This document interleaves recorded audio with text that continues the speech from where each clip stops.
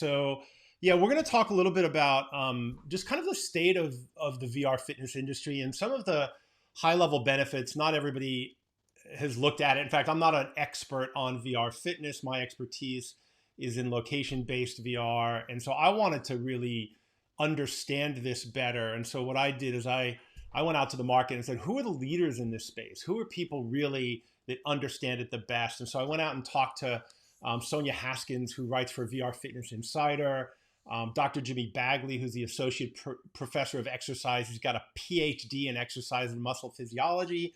And he actually works with Aaron Stanton, who's the director of the VR Institute of Health. And I also spent some time with Six Live, who's a 3 times VR founder who founded the mixed reality software Live, and then also went on to co-found a company called Your. And there's the dog. It never fails. So I love live events. And so we're going to talk a little bit to them, and I asked them to join us. So I recorded some video, and we'll talk with them. We'll bring them in at different parts. But I wanted to start out with Sonia, because the reality is that virtual reality is already changing lives when it comes to being active and fitness. VR in terms of fitness has absolutely changed my life, like completely 100%, because before I started, I was on, maybe a dozen medications a day. I'd been in a wheelchair the year before. I've had so many surgeries and had a lot of health problems. And now, since I started doing VR, I take no medication. I obviously am walking. I still play in a chair because my legs hurt sometimes because I have a lot of damage in my abdominal and leg area, my pelvic area. But other than that, I really, truly think if I hadn't started doing this, it makes me tear up to think where I might be. It makes a huge difference when you find something that you can do that has you so engaged that you forget you need to go take your pain medicine.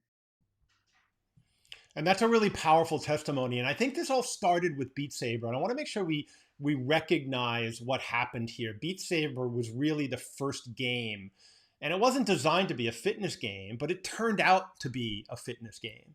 And there were stories of people losing, 40 pounds playing Beat Saber. Beat Saber was an amazing, I think it literally saved lives. The Beat Saber is both an incredibly popular game and also a physically active one. And to date, it's been measured that Beat Saber has burned almost 5 billion calories, which is like sprinting to the moon 140 times and back, if you could actually sprint to the moon. Now, Chris Milk, who's the CEO of Within, he's one of the most famous XR directors, VR directors in the world. He started a new company a few years ago called Within, and they developed a game called Supernatural. And he said the fundamental flaw of most fitness systems is that at the core, you're not doing something that's fun. Pedaling on a stationary bike, running on a treadmill, the core loop, as we would call it in gaming, isn't really fun. And Six talks about this. Right. So you go out and you play football and you do conventional sports and you're losing weight and you're becoming physical, but the emphasis is on the fun and entertainment aspect of it, or the social aspect, and not on the fact that you're exercising. And so Black Box VR, a company that's based in Boise, Idaho, they opened their first location in San Francisco, has done an amazing job of creating a VR gym. And when I first heard about this, I was super freaking skeptical. I'm like, nobody's gonna wanna work out with a VR headset on it.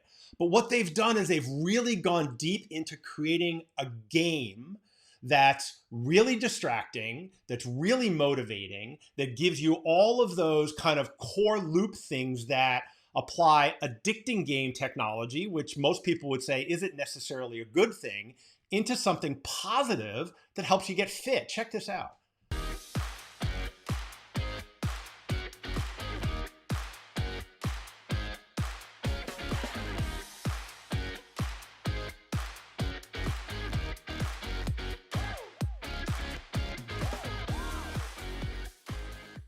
Now, another reason that VR fitness works so well is you actually have a lower perception of pain, right? Part of the reason we don't want to work out is, and we don't get that max rep, is we just kind of, our brains give up just short of full exertion. When we had our first study that got published in 2018, we were measuring how hard people felt like they were working and then how hard they were actually working. So let's say you're working at a level of walking 6 miles an hour on a treadmill or jogging 6 miles an hour on a treadmill. We had people actually do that, and they rated their experience in VR as much easier. They thought it was easier than it was actually. Now, there's also this, we've all experienced this time distortion in virtual reality, right? Where, we put on a headset and we totally lose track of time. And we do it in gaming too. Well, just last month, researchers at the University of California, Santa Cruz did some research on virtual reality gaming versus 2D gaming. And what they found is that gamers thought they were in a 5-minute game 72 seconds longer than they actually were when they played the same game in VR. Now, and that's compared to gaming, which already has a time distortion field. When you think about exercising versus doing it in VR, that time distortion is massive. So actually it gives us an incentive to spend more time in VR than we would spend in the gym, which is super powerful. And now the other thing that we're finding is it's actually, the technology is actually going to make it, or is already making it, more effective than a gym. In the United States, the average gym membership pays $39 a month and doesn't go. We have plenty of data now to show that VR can be as good as almost any form of exercise equipment in the gym, depending on the game you're playing. Our lab can tell you if you're exercising or not, because we actually measure oxygen consumption, the air that you breathe in and breathe out. If you take the differential between the oxygen that you breathe in versus what you breathe out, it can tell you what percent your muscles are using, and we can actually get kind of a calorie burn number. So we can say you burned 100 calories in the last 20 minutes or whatever. And so one of the beautiful things about VR is it's going to, but we have to break the stigma, but it's going to make people fit without them even knowing it. Like, we've already got evidence of that. And as VR becomes the next big gaming platform, which it's going to be, right? Just 2 weeks ago, John Riccitello, who's the CEO of Unity and the former CEO of Electronic Arts, basically predicted that by the end of this decade, there'll be as many VR headsets as there are gaming consoles, which I think is like 240 or 250 million. And so VR is going to be the next gaming platform. We're already seeing evidence of that. The trends are up. The hockey stick is starting. And so that's going to happen. And so people are going to be getting fit playing video games, which is really cool because we need it, because gamers struggle. There's a definite tie between gaming and obesity. Modern gaming is directly correlated with obesity and diabetes and all these really big issues. How do you get a modern gamer to exercise? There's a poster that the British Heart Association put out years ago that I saw, and it's the picture of this like 7 or 8 year old kid sitting with a game controller in his hand, and the headline was just "Risk early death, just do nothing." That is the mental image that we've been kind of ingraining into the health industries years and years and years. That like the opposite of being healthy and active and outdoorsy and kind of socially engaged is to sit in your basement and play World of Warcraft as if those social connections don't matter to you. And so I think VR is really going to help break the stigma of gaming and fitness and bring that, that divide that he was talking about in together. And I think we're going to see a whole new generation of kids and people playing games in VR, staying healthy, staying fit.